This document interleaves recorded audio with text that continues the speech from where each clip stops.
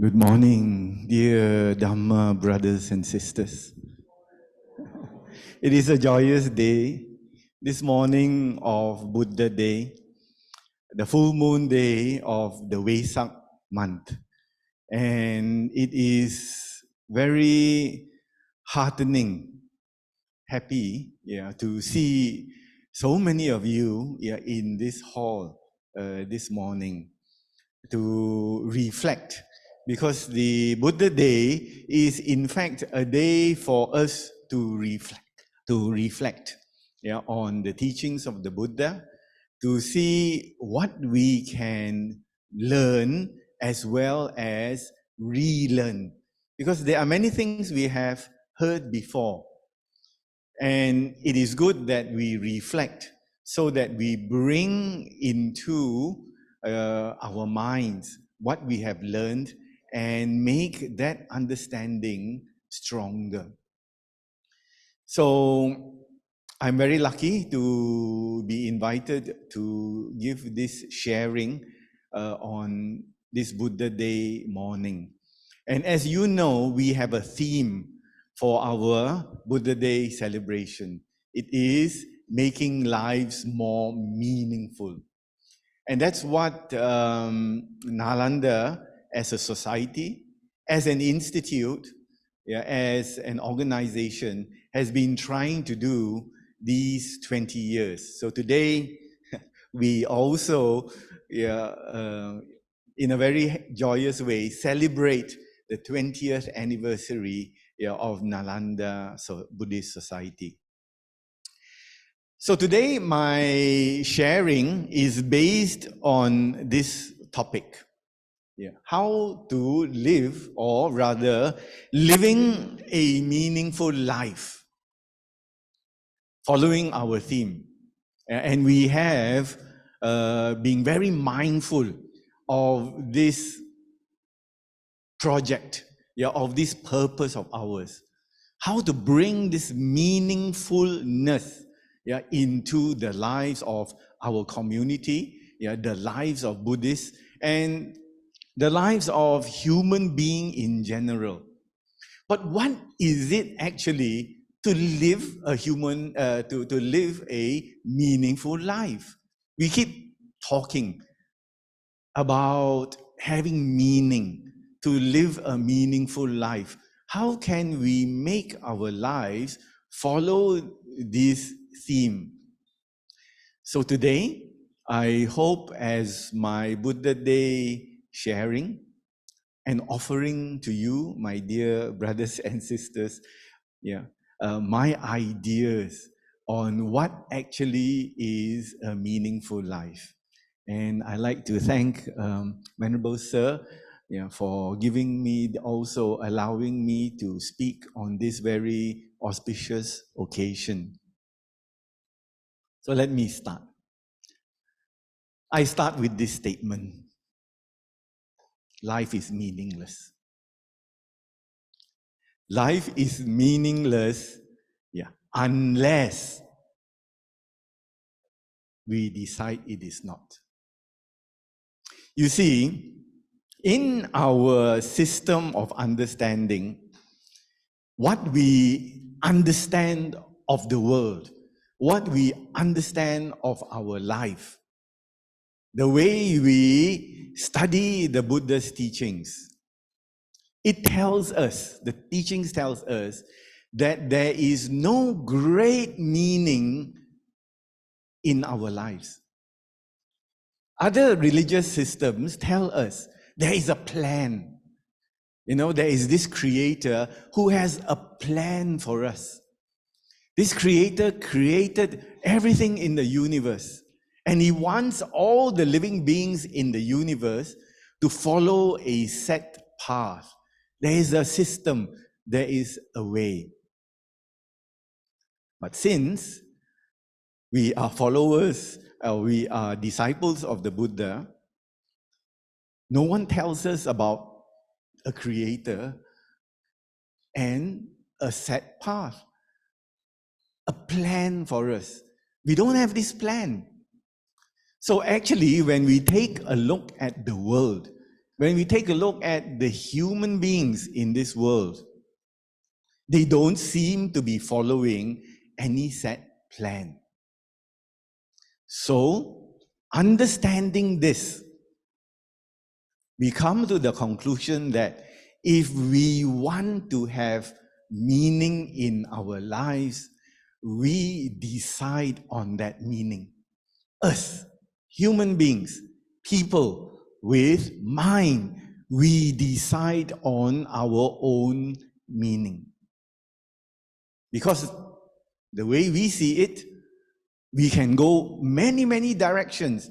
We can go up, we can go down. We can do good, we can do bad.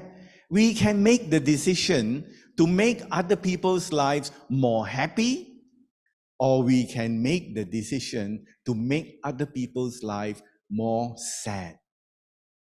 It is up to us. So if we decide that we want to have meaning in our lives, we make that decision for ourselves. So then comes the question, what is this meaning? If you decide, I want to make my life meaningful, following the theme, the theme of Nalanda Buddhist Society, let's lead a meaningful life. How do we actually do it? So we have to think about it. We have to reflect on it. We have to do our research. Look around. Look at people in the world. Look at how they live their lives. Look at the heroes of this human race. Have there been people that have led meaningful lives? What do you think? When I ask you this question, in your mind, do you know of any person in the past or right now whom you think are leading meaningful lives? Is it a yes that you're going to answer, or a no? Because you haven't really thought about it. So human beings are like that. Unless they are guided to think in a certain way, like meaningfulness in their lives, they don't really, give much effort or much time to it. Do we really think when we wake up in the morning, today my life will be meaningful? No, we don't really do that.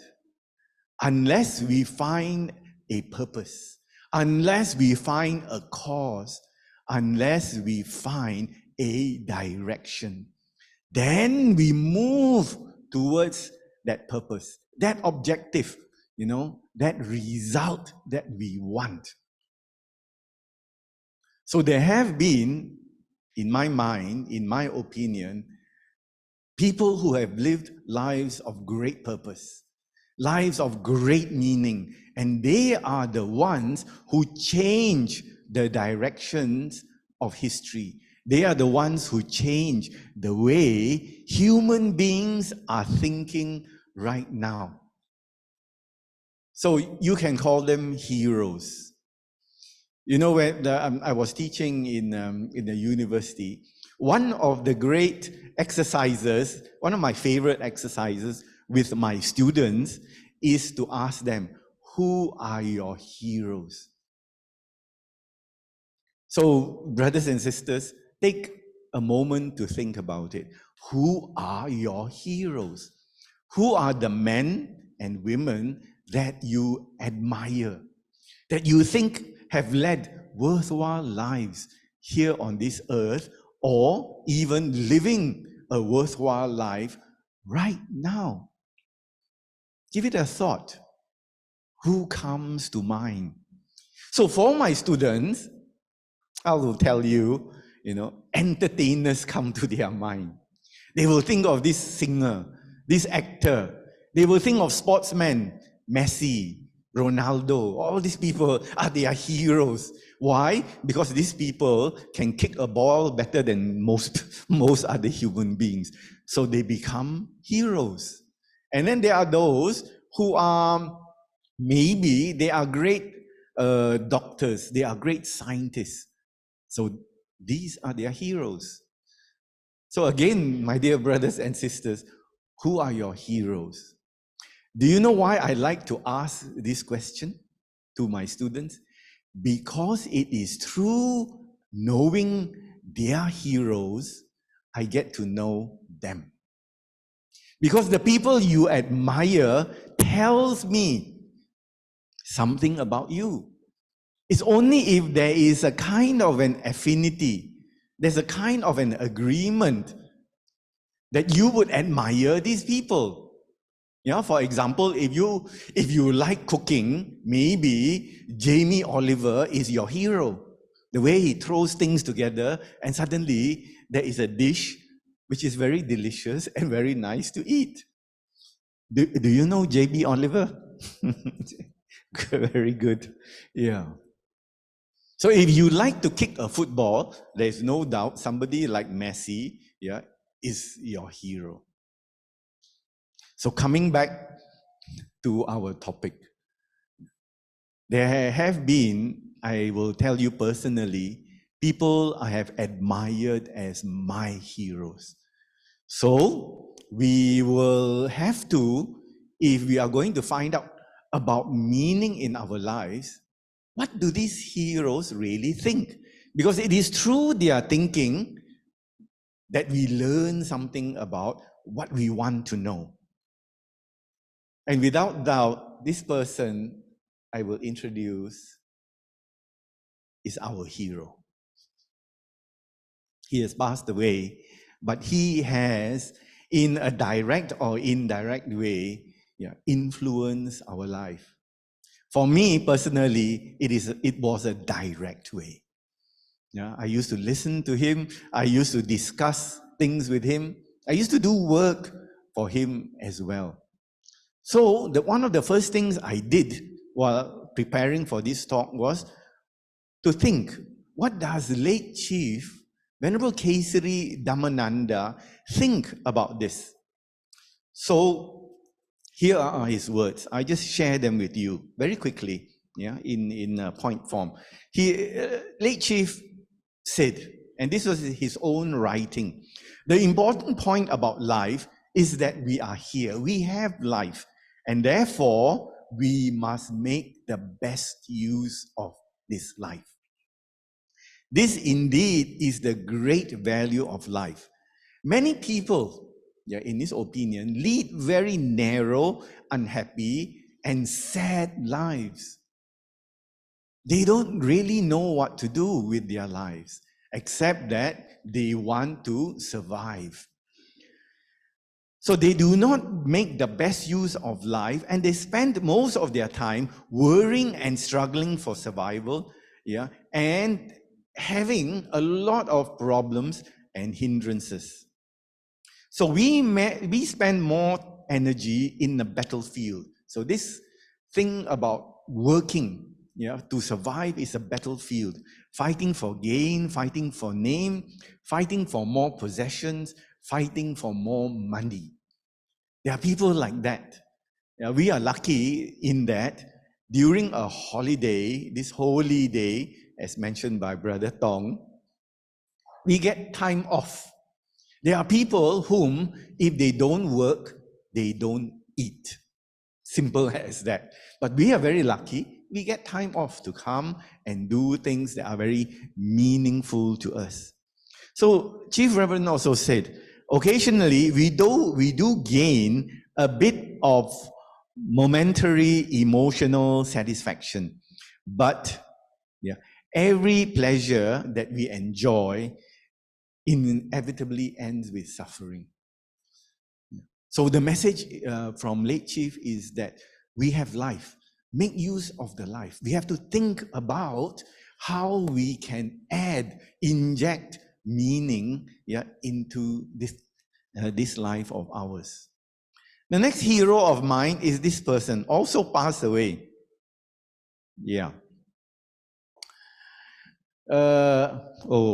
I think I moved too far. Can I move backwards? Yes. this person, Sir Winston Churchill. He was the Prime Minister of Britain during the Second World War, and he said, "It's not enough to have lived. We should be determined to live for something." So he took his people through the Second World War, and he was able to help his people survive it, the attacks, the violence against other people. And eventually, he led his people to victory. He was one of the great leaders of the victorious side that won the Second World War. So he said, he had a very colorful life. He said, don't just live, live for something. This great man said. So we should not be like this. Very quick. I'm ahead of my time. We should not live life in this manner. This picture is of the people in prison. When you are in prison and they don't give you a calendar, what you do is you take a chalk or a charcoal and you mark one day, cross. So you are marking your time until the end when, of course, hopefully they release him. He is not in there for life imprisonment. But are we going to mark our days one day at a time, without knowing what we are living for? We do mark one day, and then suddenly the days become weeks, and then the weeks become months, and the months become years. And very often I say to my friends, and my friends say to me, again, Buddha Day, so fast. 1 year has passed, and we are doing cleaning and preparing and all sort of preparations for Buddha Day. Yeah. Do you remember last year's Buddha Day? Yes, it was like so fast. So time passes us very fast. And therefore, as my heroes have said, make use of your time. Because without us knowing it, time passes very fast. And one by one, the days are gone. So we have to be very energetic and very proactive in doing something with our lives. When we consider it, my dear brothers and sisters, you are here this morning hoping to learn something. You come here to also take part in the Buddha Day celebrations because you feel that there is some joy to take part. But your relatives, your family, your friends, they don't share the same idea. You ask them to come, they're not interested in coming.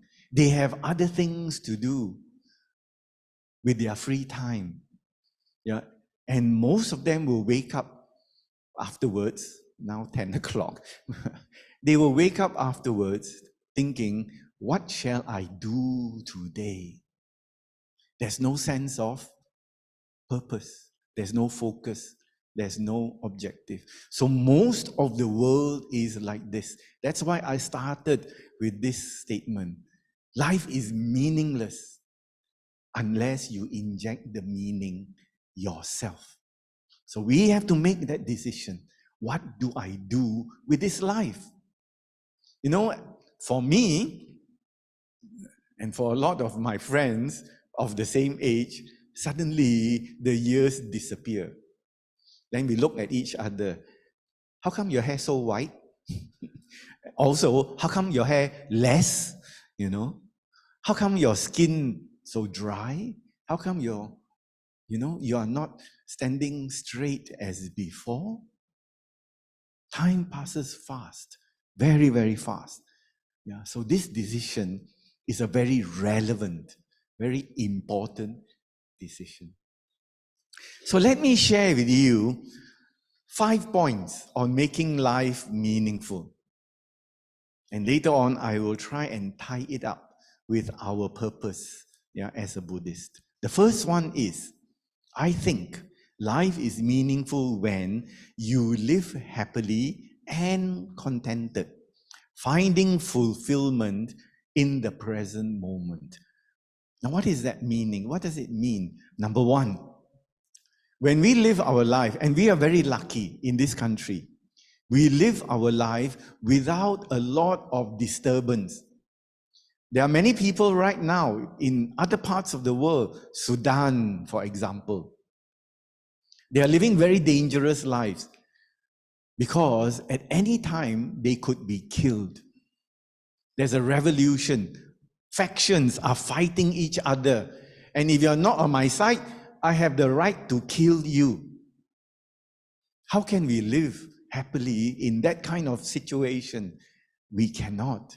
So living here right now, we must be very grateful that we can move, travel, move about wherever we want.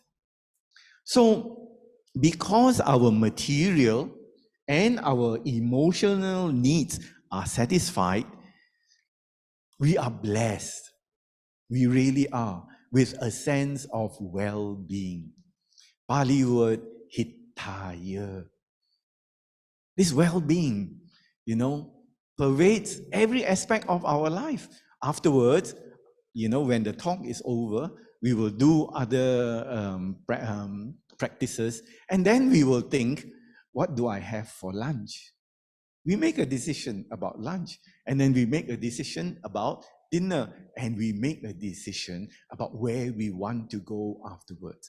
So much well-being, freedom, to do what we want. We are very, very fortunate. And for that, brothers and sisters, we have to thank our karma, our good karma, for putting us in this situation.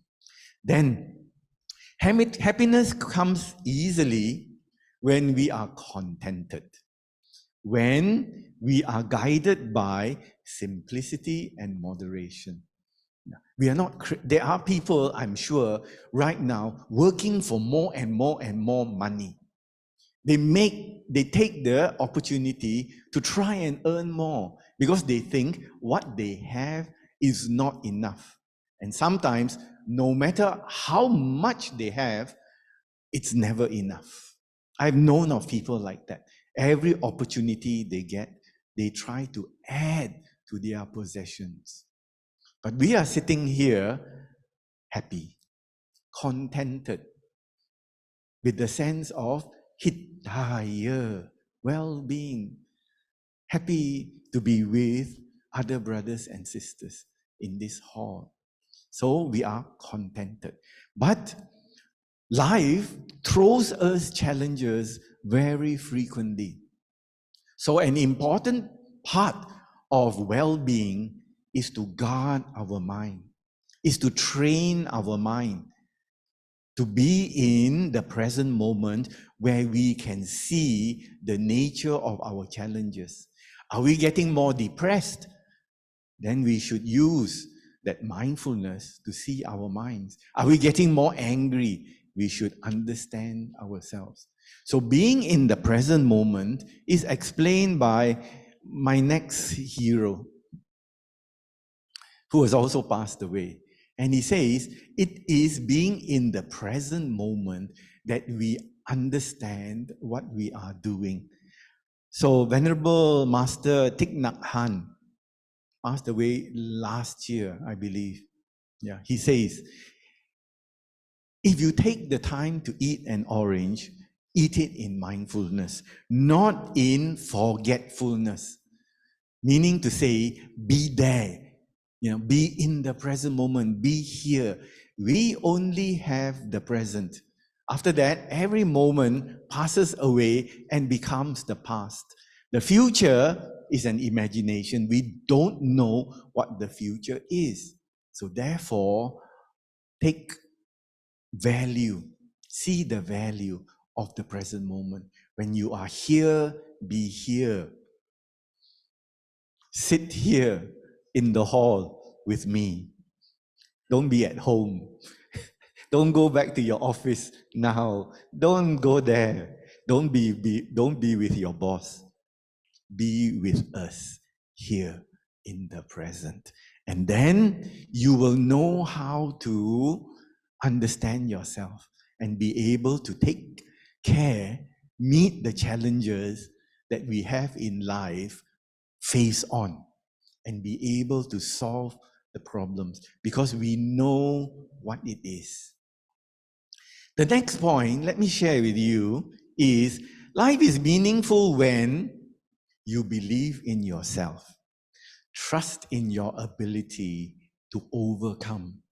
If we are not confident, if we are not sure, if everything that we need to do, we consult astrology or, some kind of fortune teller, we don't make decisions for ourselves, that means we have no confidence. We are not sure of ourselves. So we must build our own confidence in the things that we understand, our ability to understand, to see, and to live by our decisions. So we must know ourselves. We must trust ourselves. We must love what we do. Because if we, even as a job, if we are happy in our jobs, we are more successful. So try not to go to work every morning thinking it is suffering, it is drudgery. I have come across research that tells us people who are happy earn 32% more salary than people who are not happy in the job. Is it surprising? No, it is not surprising. Because when you go to work happy, your boss will like you. When you do your work happily, you do your work well. Therefore, get ready for 32% increment. If you are happy in your work. If you go to work every day, and then you're not happy and you tao lan, you try to escape doing more work, your boss will know you will not get 32% increment, right? So happiness comes from confidence in deciding what we do. Do not retreat from difficulty. Do not think, I cannot do this. Do not run away from the challenges, thinking, so hard, so difficult, I cannot do it now. That is not a good type of mentality. So whenever you have a challenge, think. I came across this when I prepared for this talk. There is a good way of thinking, which is, am I as good at this job, this challenge, as I can be? So even here at Nalanda, we get many things to do, and we must think. We shouldn't think, let me finish this and then I go home. We should think, how good can I be in this assignment? Sister Budini asked me to do this. How good can I be doing this? That is the way to actually think. It is a growth mindset, right? So life's purpose becomes more certain when we are bolstered by resilience. Resilience means never give up. Don't break down. Don't just say, I can't do it. Resilience means you think, I can do it and I can do it well, to the best of my ability. Let me share with you what I have found out. This lady talks about the power of yet, not the power of now. The power of now was very, very popular. She talks about the power of yet. She is a professor of psychology at Stanford University. And I just bought a book that she wrote last night. It was delivered to my house. So I tried to read as much as possible. And she says, The power of yet is, I am not, when you are given a challenge, the thinking is, I am not good enough yet, but I will be good in it later. I'm not going to run away from the challenge. I will meet it, and slowly, I will get better. There is a mindset called the fixed mindset. The fixed mindset is, I can only do this.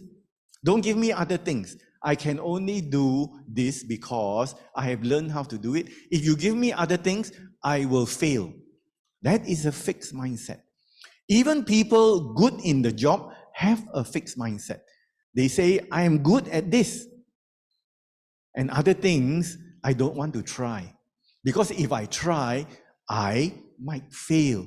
And I won't look good. So if you can do something well, these people, they don't want to try other things. Our mindset should be, let us challenge ourselves to be better people. Let us challenge ourselves to be good in things that we have not mastered. Let us be better at things that we don't know about. So when we come to the path of Dhamma, we need this growth mindset, the power of yet. Right now, I don't know. Right now, some people say, hey, don't tell me to meditate. I cannot meditate. I sit there, I will go to sleep. I sit there, my mind is very restless. Well, they are not good at meditation yet. But if they try, they will be. So this is a growth mindset. Meet challenges. Face on. Next. Life is meaningful when we live a truly noble life, guided by the highest ideals. We must aim high. These people are very good. They are good teachers who teach us to be better than we are. So use that as your hero. Use these people as your role models. There are many people I have met, they say, I cannot be as good as those people. They say, let's be realistic. Realistic means do whatever is possible for me. I cannot be like Venerable Kesari Dhammananda. He is so good, so up there, so noble. That is not a growth mindset. That is not noble living, not having good heroes. So here it says we must be guided by high ideals. Because why? We are human beings. So the Buddha's teachings brings us to the highest ideal, our highest human potential. We think, these people can get enlightenment. They can reach this stage of spiritual awakening. But I am a normal person. I cannot be enlightened. That is not the way to think. Buddha says, you too can be enlightened. You too can find great happiness. So living virtuous, noble and harmless lives while helping other people makes us appreciate that we are living worthwhile lives. And again, I quote late Chief, who said, I will just refer to the more meaningful parts. He always said, late Chief always said, we are manusa. Malay word from the Pali becomes manusia. Manusa means, mana usa, means a mind, mana, that can be developed, that can go higher, that is not restrained, limited. I always remember, more than times than I can remember, late Chief used to tell us, you are a human being. Don't be afraid of this, don't be afraid of that. Yeah, he tells us, don't be afraid of ghosts. He himself was not afraid of ghosts. In fact, there was one time somebody invited him to go and chase away ghosts in the house. And he said, I am not a ghostbuster. Yeah, I don't know anything about chasing away ghosts. But since this man, he was very sincere and he was a good man, Chief Reverend said, I will try. So he went to the house. Yeah, and the minute he stepped in, he knew there were some other beings in the house. But he said he chanted Ratana Sutta. So he just went on chanting, chanting, chanting. And then there was a bit of noise, wind blowing. And he went on chanting. And after he chanted, don't know how many times, 48 times, I think. Yeah, he said he chanted. He went home.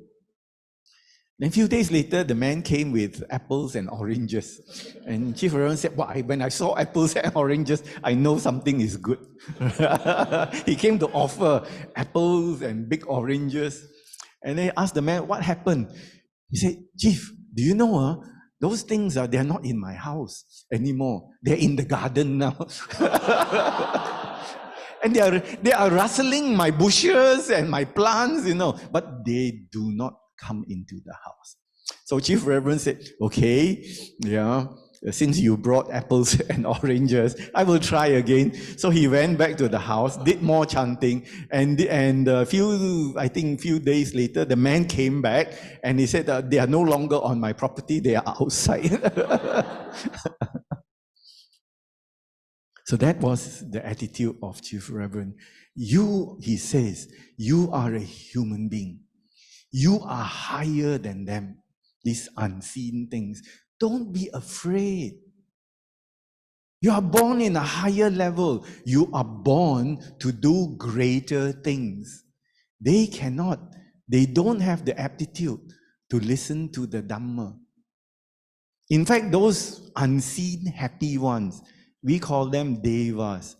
Not many of them are interested in Dhamma either. They are busy enjoying their lives. So, late Chief said, appreciate your position as a human being. You can make your life meaningless or meaningful as a human being. Be grateful, be thankful. Live your potential of manusia. Okay, next. Life is meaningful when you have dreams.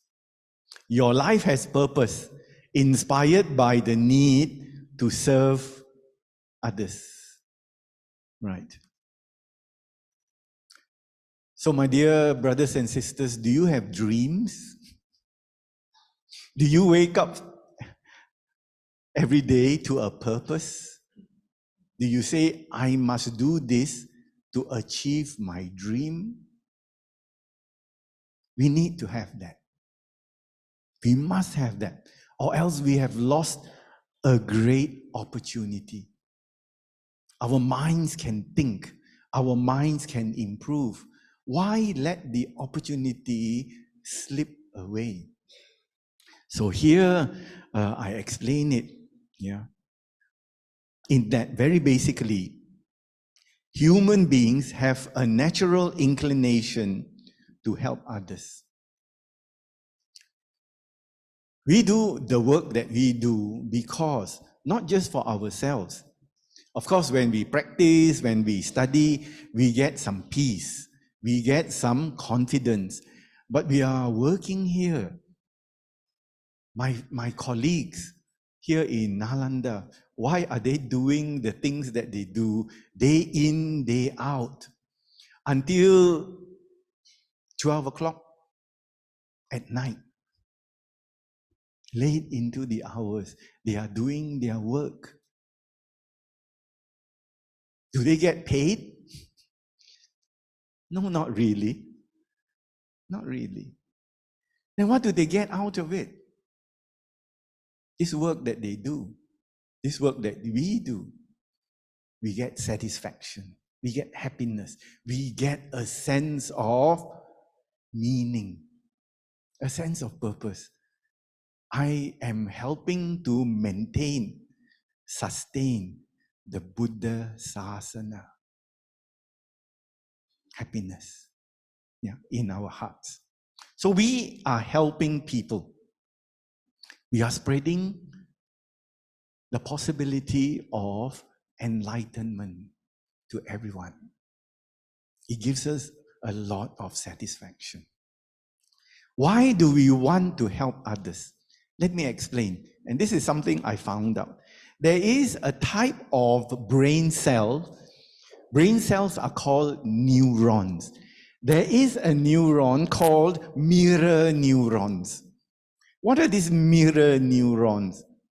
Mirror neurons enable us to feel what other people are feeling.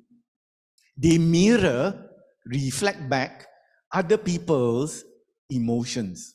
So therefore, when people are suffering, we feel that suffering. Why?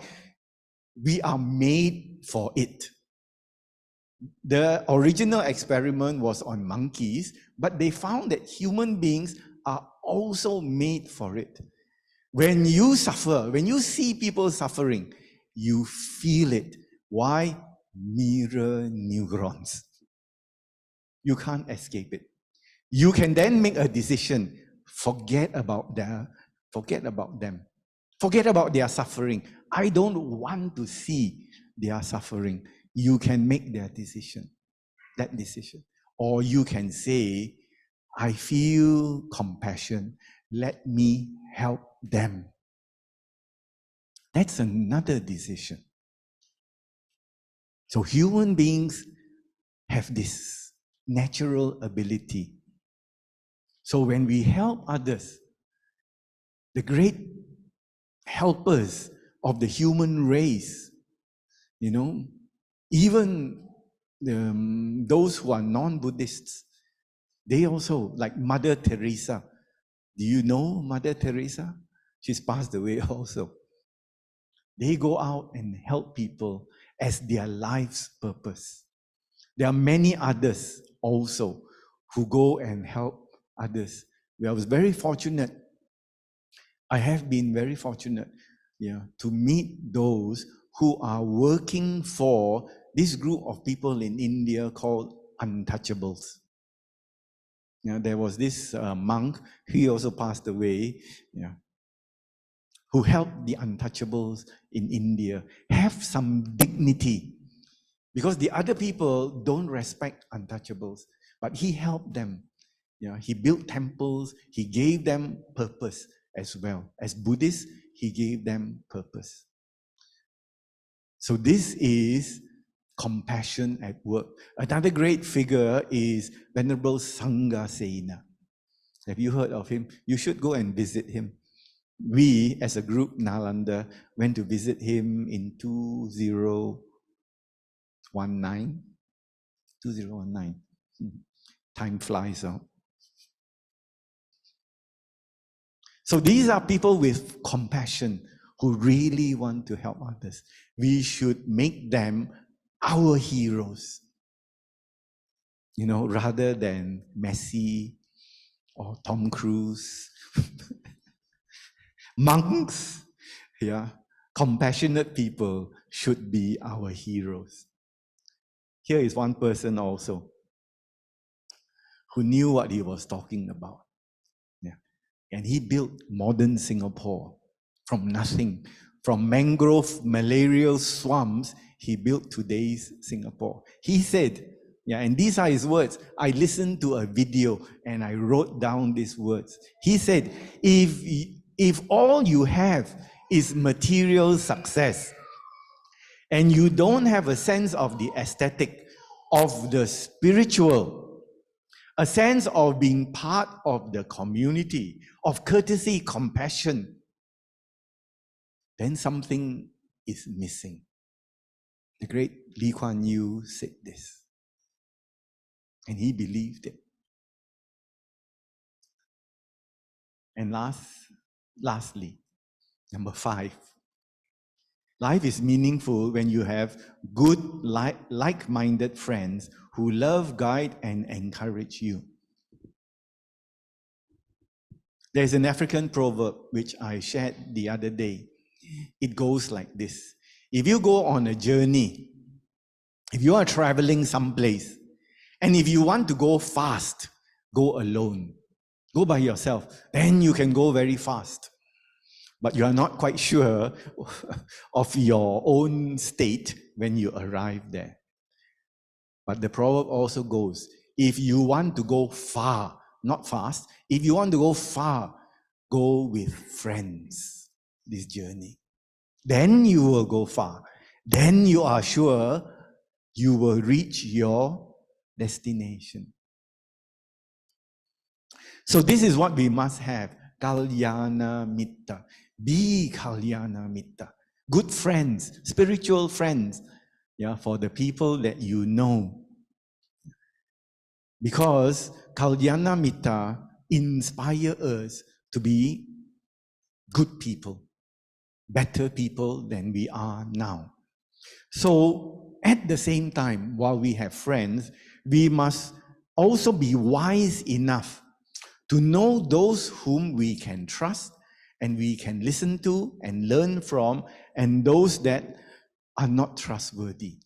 Because there are people in this world, it's mentioned in the Sigalovada Sutta, that look like friends, but they are not actually friends. So we must know the people that we mix with. And I would like to share with you some evidence of having good friends. In this world, there are 5 blue zones. You know these blue zones, what they are? The average age of people in the blue zone is about 100 years old, average. Some of them live until 105. It's been known that people in these 5 zones in the world live to about 111, 112. They start dating at the age of 78.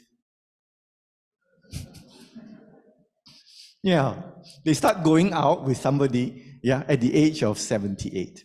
So when they have good friends, when they have people that they can connect with, who take care of them, give life meaning, they live this long. So if you want to live long, make sure you have friends that you can count on, that see you and cheer you up and support you every day. Now, I'd like to share with you this sutta. And I was fortunate enough to come across this sutta as I was preparing for the talk. And somehow, this sutta tied everything I have said together. It is called the Dhammanyu Sutta, one who knows the Dhamma.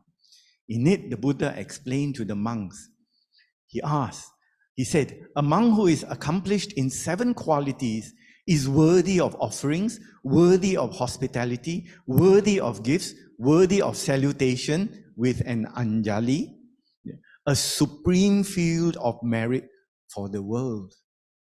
And so, you would agree, brothers and sisters, a person who deserves this, who we can do this, revere this person, respect this person, would lead a meaningful life. 7 qualities. So what are the 7? The 7 are: the monk knows the Dhamma, knows the meaning and purpose of the Dhamma, knows himself, knows moderation, knows timeliness, the time to do things, knows the group that he is with, knows the differences of the individuals. So I hope you can see in this sutta, there is a connection with what I have shared with you just now. It so happens that it just aligns with each other. Now, let me share with you my closing reflection. Meaning makes our life worthwhile. We must have meaning. Without meaning, all we are left with is suffering. If we have no meaning, we suffer quite a lot. And why do I say this? I came across the philosophy of this man. Yeah. And he said, when a person cannot find a deep sense of meaning, they distract themselves with pleasure. He's Dr. Viktor Frankl. He is also passed away. He survived the Nazi concentration camps. The Nazis put him in the camp because they wanted to kill all the Jewish people in the world. Yeah, but they did not succeed. So this man who was a doctor, he was very interested to understand why some of them in this camp, few weeks they died.